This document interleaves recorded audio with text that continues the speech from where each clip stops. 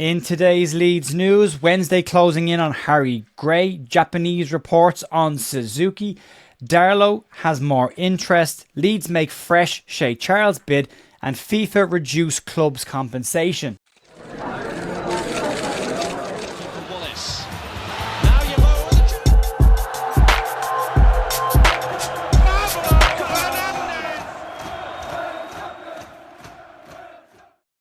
Thursday the 2nd of July, Jer here at the Leeds View with your daily Leeds United news. I hope your week is going well so far and your day is going great. There is a bit of stuff to get stuck into. There's quite an awful lot, but just to let you know, we did speak with Andrea Russo last night about some of the links of Leeds players from the Italian media, and no better person to talk to about an Italian media than a man that works in the Italian media. You can check that out last night. There's some interesting bits when it comes to people like Zion Suzuki as well, but you can check that out if you want. And we spoke to Andy Cousins the other day as well. There's some interesting detail on the academy there, as well as what he sees as Leeds' priorities for this summer. But there's a bit of stuff to get stuck in today. We got breaking news on Shay Charles this morning, which we'll get to, but we'll start off this morning on the news around Harry Gray's immediate future. As expected, Harry Gray is about to head out on loan with a season-long move to Sheffield Wednesday. The Sheffield Star and Graham Smyth have both confirmed that Sheffield Wednesday appear to have won the race with some competition to try and get Harry Gray to sign for them heading into the new season.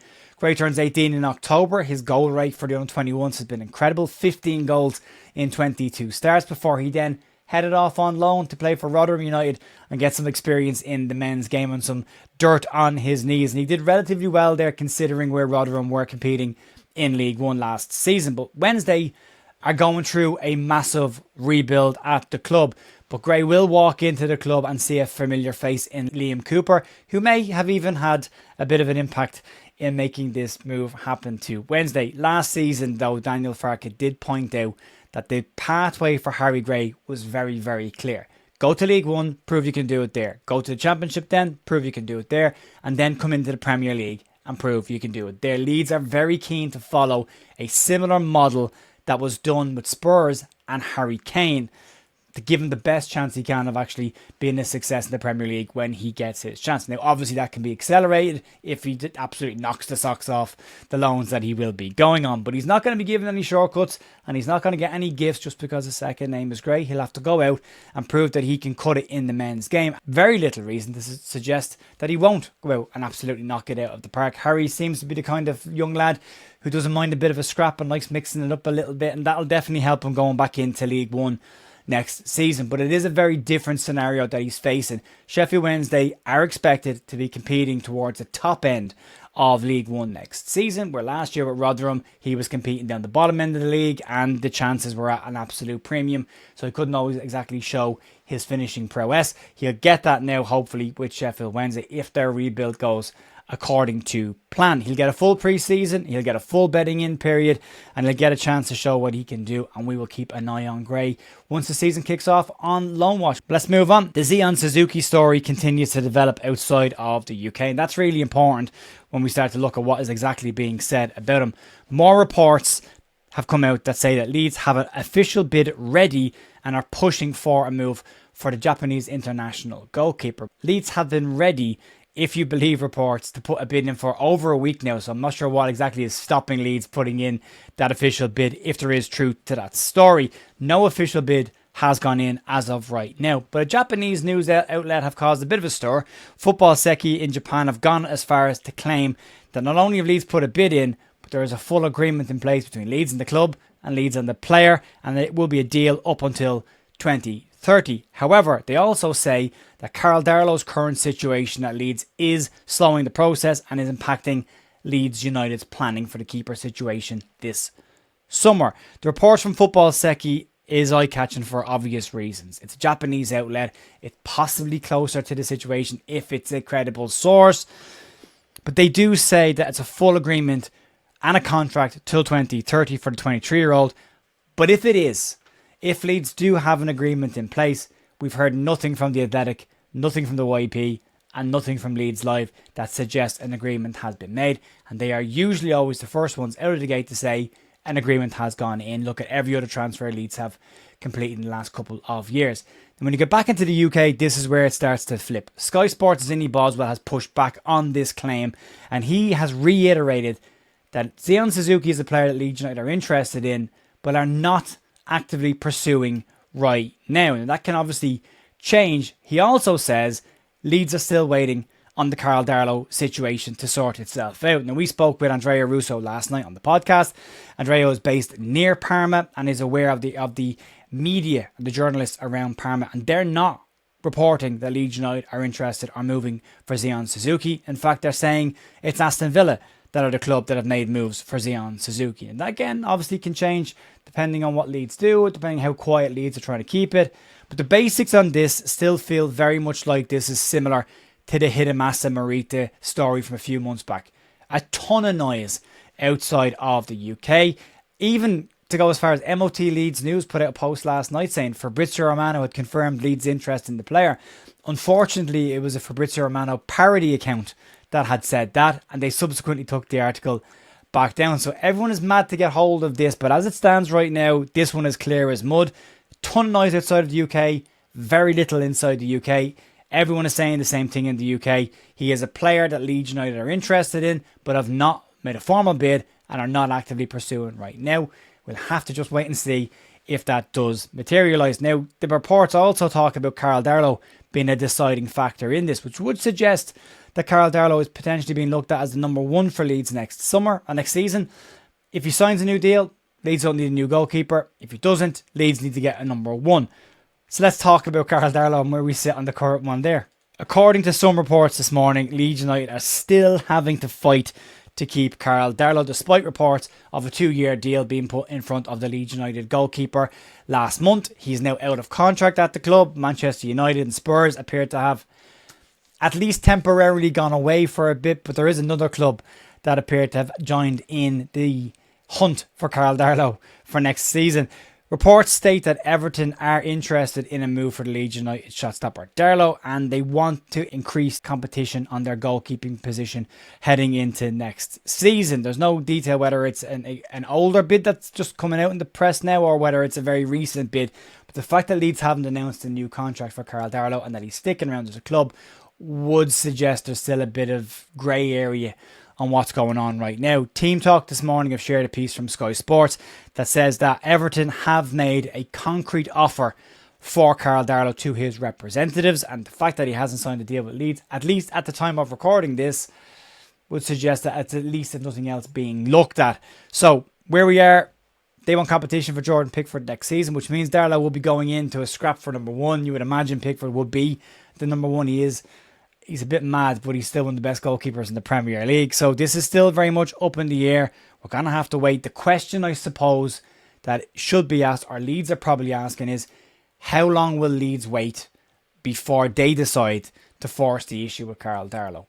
They could be happy to wait till he comes back next week from his holidays and sort it out. Then they could have an agreement already in place and there's no issue around this. But as it stands right now, there is increasing noise around Carl Darlow's future. Let's talk about Shay Charles in a fresh bit this morning.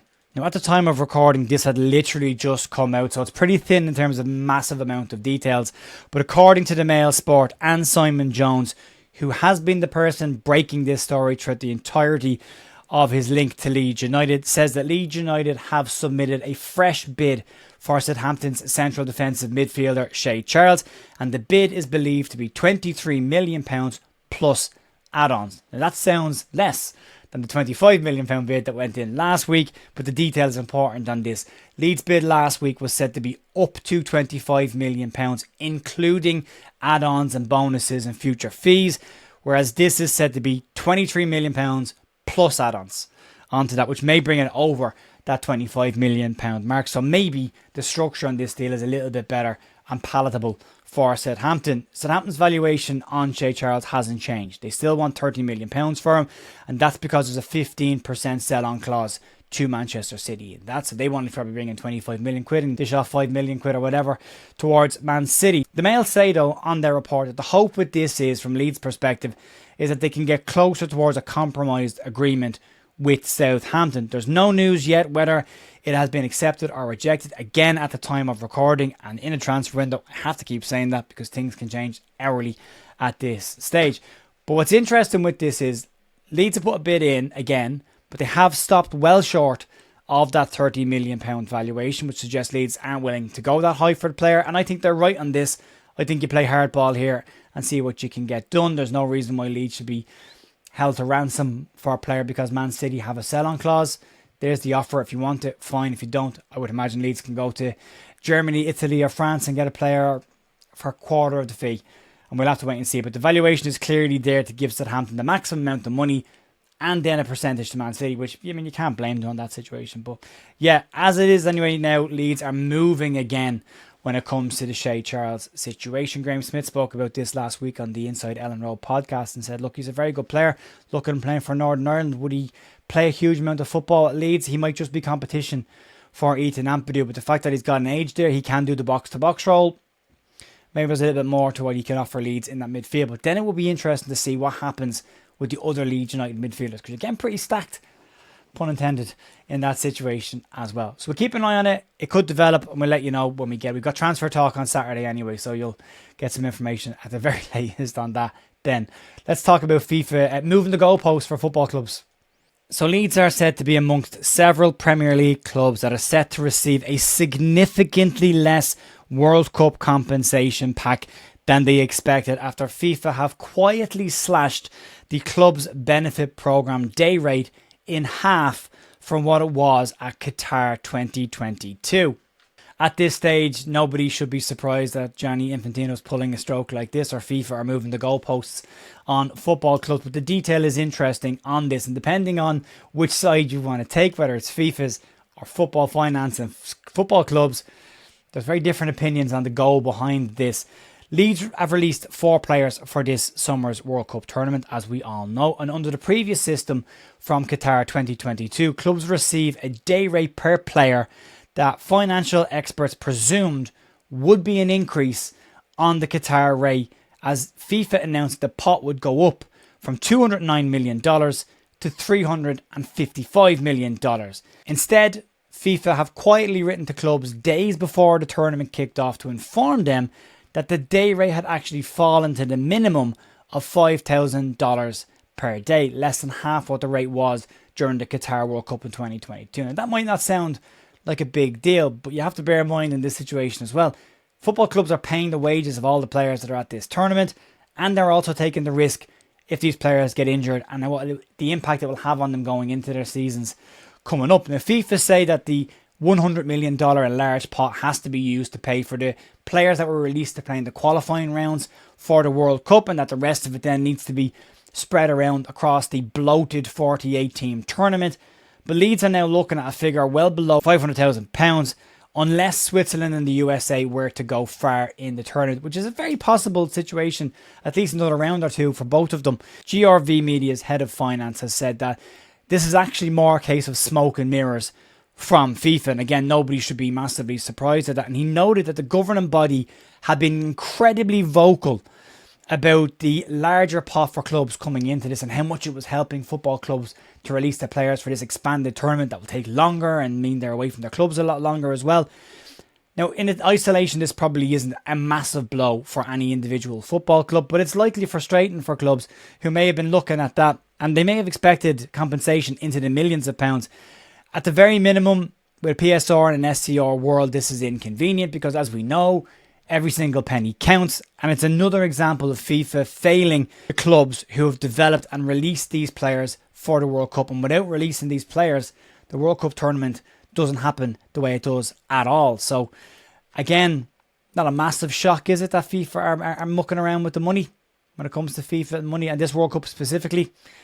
Yeah, not even slightly surprised. We'll see what the final pot looks like. We'll likely get a story once the World Cup is done and dusted and wrapped up of where this is all sitting. But yeah, that'll be it for me, folks. Today you can check out last night's podcast and the one with Andy Cousins up and down on the side there. Also, QR code down below for the Football Content Awards nominations if you want to help us with that. And you can subscribe to the channel, like, if you want to just support the channel. Outside that, have a great rest of your day. I'll talk to you soon. See you later. Bye.